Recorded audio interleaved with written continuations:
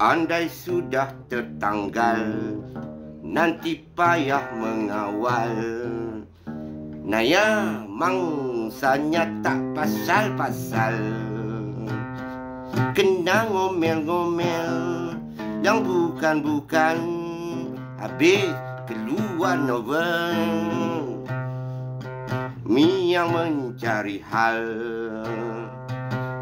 bimbang tak diingini melanda, berlangsung di halayak ramai, angkara lidah murai.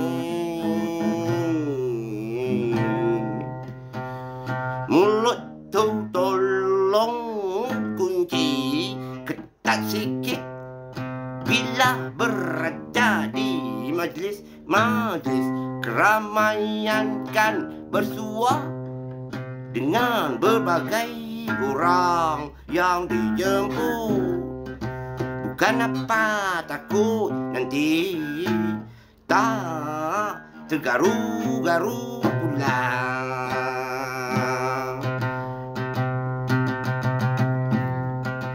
Bila diri berstatus gatal mulut, dia sangat gemar menyampuk, mencela mereka di sampingnya.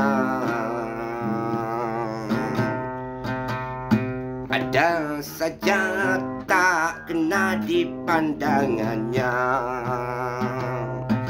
mulalah nak mengkritik, merepek-repek,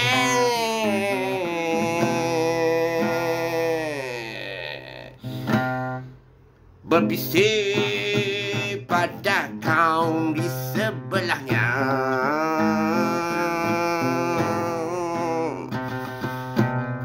Lantas bermula etikingnya bercerita hal, memburuk-burukkan insan lain, hanya dia saja yang bagus.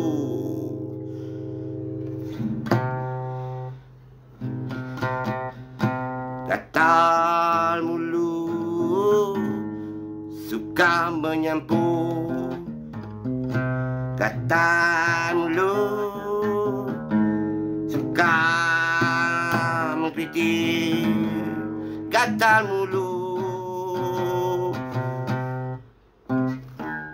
mencanang-canang, membawang-bawang,